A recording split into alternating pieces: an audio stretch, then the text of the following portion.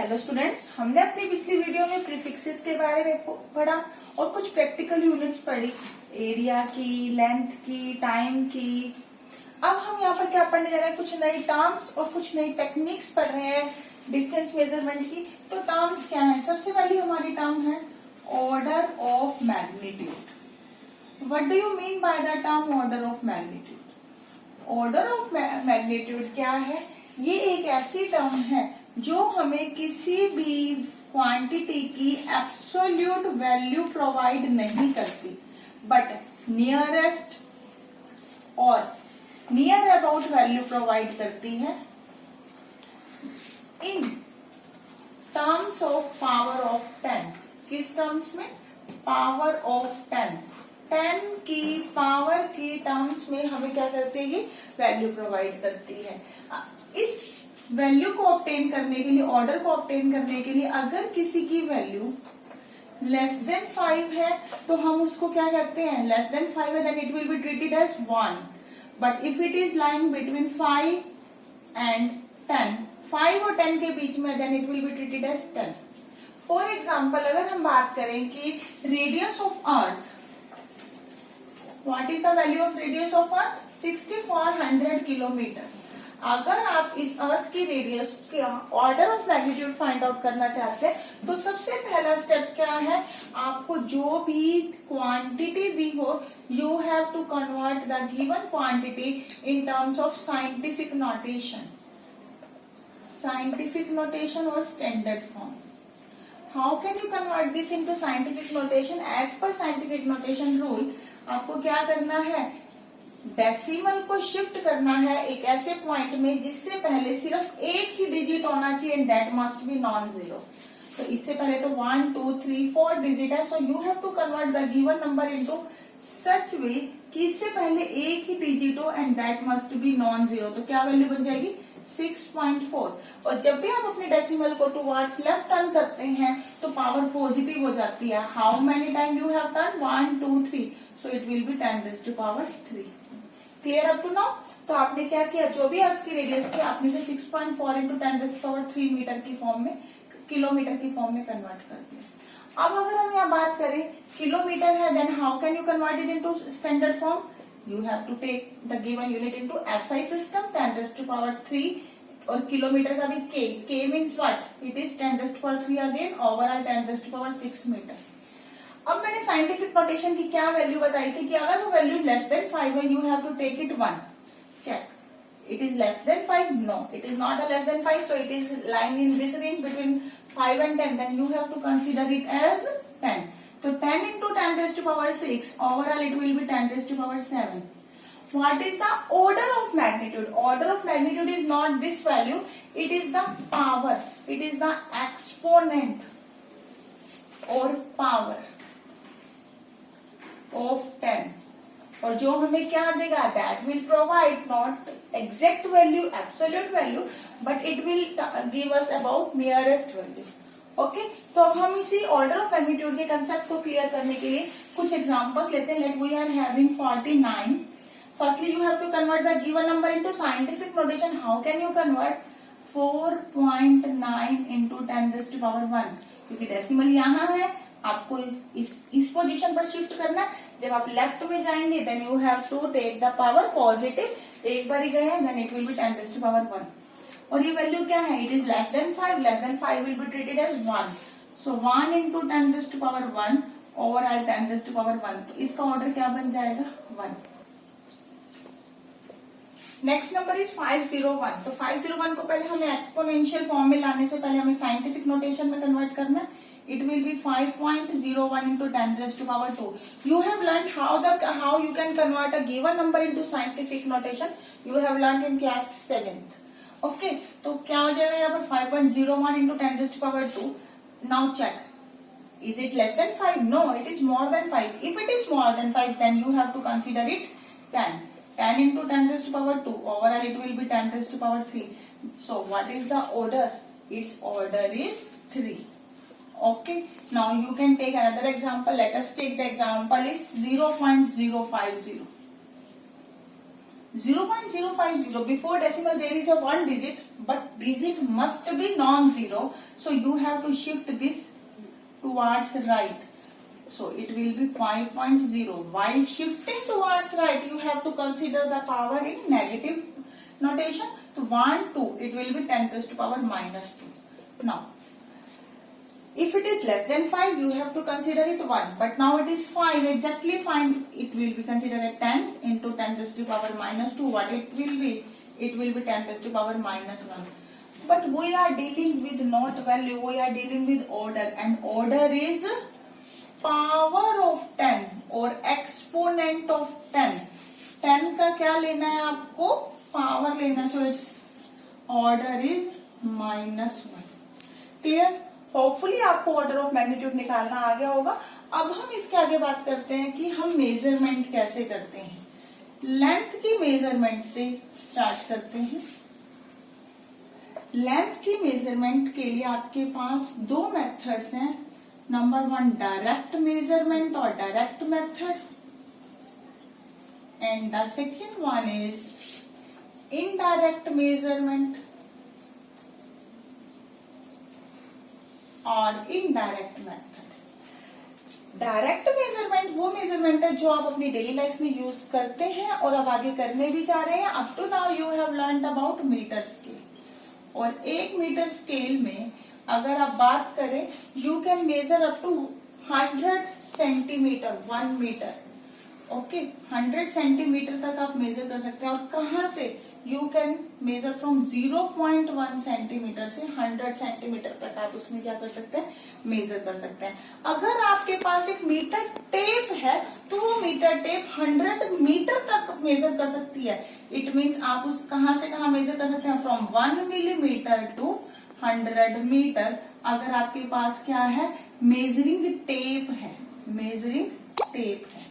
Okay, अब हम बात करते हैं सेकंड मीटर स्केल के बाद और क्या है हमारे पास? सेकंड वन है हमारे पास वर्नियर कैलिपर. तो जो मीटर टेप है इसका जो लीस्ट काउंट है 10 टू पावर -3 मीटर है. अब जो हम बात कर रहे थे वर्नियर कैलिपर की, तो वर्नियर कैलिपर को अभी आप यूज करेंगे अपनी इसी क्लास में प्रैक्टिकल सेक्शन के दौरान. तो प्रैक्टिकल सेक्शन के दौरान जब आप वर्नियर कैलिपर से फेमिलियर हो जाएंगे तो आपको पता चलेगा जो इसका लिस्ट काउंट है वो 10 टू पावर -4 मीटर है. इट मीन्स अब आप और भी स्मॉल वैल्यू को मेजर कर सकते हैं using vernier calliper. Okay, if you are having small spherical body or small cubical body or cylinder, then you can measure its diameter or radius. And the third one is screw gauge, and the fourth one is the ferrometer. By using these physics instruments, you can measure still smaller values up to 10 raised to power -5 meter. So these are 4 methods which are used in direct measurement, that is meter scale or measuring tape.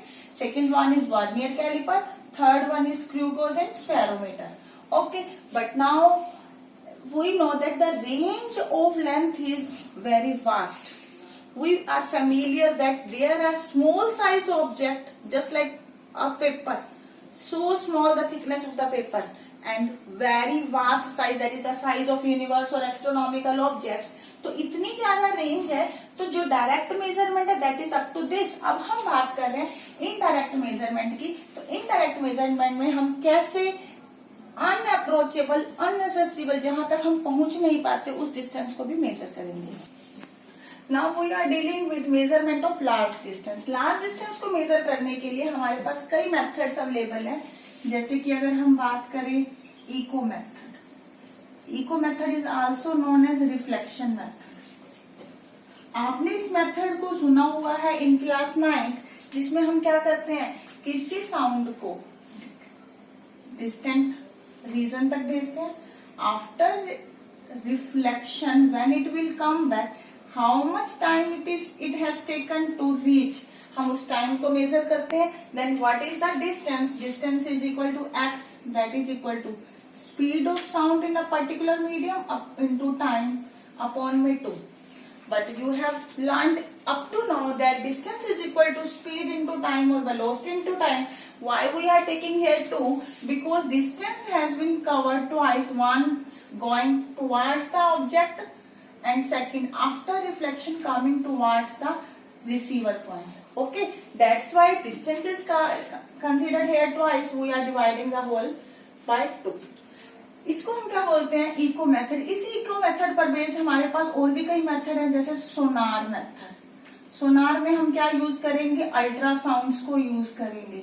Ultrasound से हम क्या करते हैं? Under water ultrasounds को, ultrasonic waves को भेजते हैं under water. जब हम अंडर वाटर भेजते हैं, जब वो किसी भी हिल के साथ स्ट्राइक करके रिफ्लेक्ट होके वापिस आता है, तो हम क्या करते हैं? अंडर वाटर ऑब्जेक्ट की डेप्थ को भी मेजर कर सकते हैं. एक और मेथड है रडार मेथड. रडार मेथड, इसमें हम क्या करते हैं? Sound navigation and ranging. Sound को नेविगेट करते हैं, मीन्स कौन सी साउंड? हाई फ्रीक्वेंसी वाली, that is termed as ultrasound. Ultrasound को हम भेजते हैं, नेविगेट करते हैं और रेंज, डिस्टेंस का पता लगाते हैं.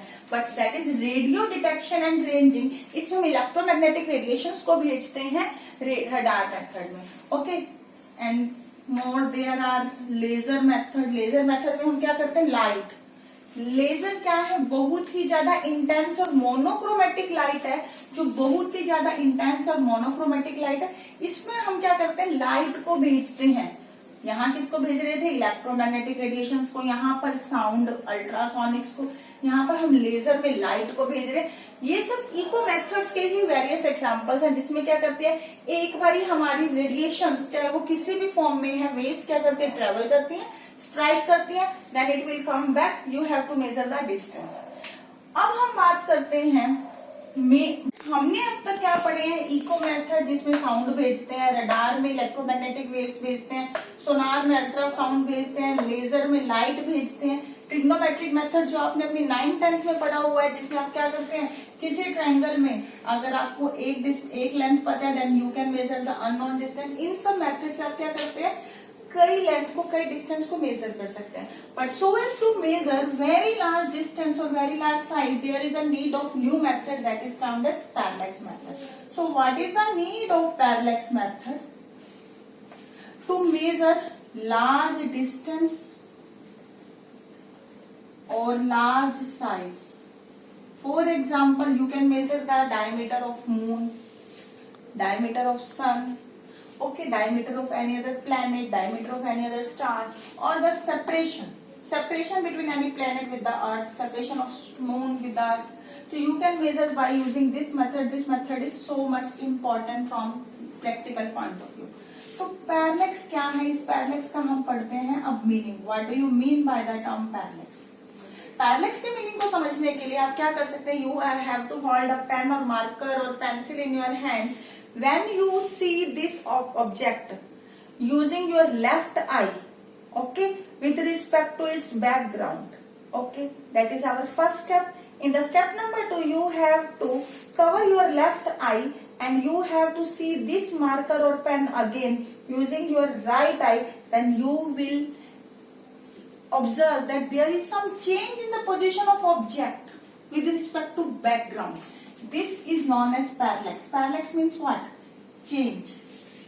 Change in the position of object with respect to background के विद रिस्पेक्ट टू पोजीशन का चेंज हो जाना. इस मेथड को हम क्या बोलते हैं?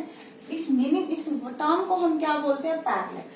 और इन दोनों ऑब्जेक्ट्स में जहां से आपने उसे ऑब्जर्व किया, left I and right I, इनके बीच की सेपरेशन को हम क्या बोलते हैं? बेसिस. ओके, अब हम इसी टेक्निक से क्या करेंगे? जैसे कोई भी प्लैनेट है या कोई सा स्टार है, आप उसके सेपरेशन को बता सकते हैं फ्रॉम अर्थ. कैसे बता सकते हैं? You have to observe the planet whose distance is to be calculated from one observation point on the surface of the earth. Okay. Then, in second step, you have to measure the same planet. You have to observe same planet again from any other point. Okay. As you know that the separation between planet and the earth is so large. तो ये जो separation है इस D is very very large. इतना ज्यादा हो जाएगा तो जो एंगल है वो क्या हो जाएगा, स्मॉल हो जाएगा। जब एंगल स्मॉल हो जाएगा तो जो इनके बीच का स्ट्रेट लाइन सेपरेशन है ये आपको ऐसे it will be nearly equal to the length of arc, जिसे आप क्या बोल रहे हैं, बेसिस बोल रहे हैं। You can denote it using B. तो बी क्या है यहाँ पर, basis, separation between two observation point, और ये यहाँ पर किसके इक्वल हो जाएगा, that is nearly equal to the length of arc, arc की लेंथ के इक्वल हो जाएगा। As you know that in any triangle theta is equal to L by R for a circle, एक सर्कल के लिए theta is equal to L by R. तो यहाँ पर लेंथ ऑफ आर्क क्या है, that is radius of circle क्या है, कैपिटल डी। आप एंगल मेजर कर सकते हैं using sextant and you can measure the separation between these two observation point. So D is equal to B upon में theta. So you can measure the separation between any other astronomical object with respect to Earth. Okay. This was our first part. आप इसमें second में क्या कर सकते हैं, size of planet, size of किसी भी sun, size of moon you can calculate. कैसे कैलकुलेट करेंगे, जिस भी एस्ट्रोनॉमिकल ऑब्जेक्ट के साइज को आप कैलकुलेट करना चाहते हैं, you have to now observe that astronomical body only from a single point. आप इसी पॉइंट से क्या करेंगे, इसको ऑब्जर्व करेंगे। You have to observe the same object whose size is to be calculated from a single point from two diametrically opposite point on the object, astronomical object। और जब आपको पता है कि आपने ये बीच का सेपरेशन तो अपने प्रीवियस स्टेप में आपने कैलकुलेट कर लिया, d is already calculated, theta is in your hand, you can calculate। So now you can calculate this। How? You know that in a circle theta is equal to L by R। What is L here? That is equal to small d। क्योंकि distance इतना ज्यादा है कि जो ये straight line है वो arc की लेंथ के अप्रोक्सीमेटली इक्वल हो जाएगी। So theta is equal to small D upon में कैपिटल डी। आपको कैपिटल डी पता है, कहाँ पता है, आपने स्टेप नंबर 1 में यहाँ कैलकुलेट करना सीखा। थीटा आपको पता है, so D is equal to that is equal to capital D into theta. So you can measure the diameter of moon, diameter of any object, astronomical object. Okay, so up to now हमने क्या पढ़ा, parallax method से आप कैसे किसी large distance को major कर सकते हैं और लार्ज साइज को मेजर कर सकते हैं। अब हम अपनी नेक्स्ट वीडियो में इसके रिगार्डिंग न्यूमेरिकल से इस कंसेप्ट को और क्लियर करेंगे और एक मेथड को हम समझेंगे जिसमें हम क्या करते हैं, molecules, very small size molecule के साइज को भी हम क्या करेंगे, कैलकुलेट करना सीखेंगे। ओके, अगर आपको ये वीडियो पसंद आई so like, subscribe my channel to get more videos and thank you।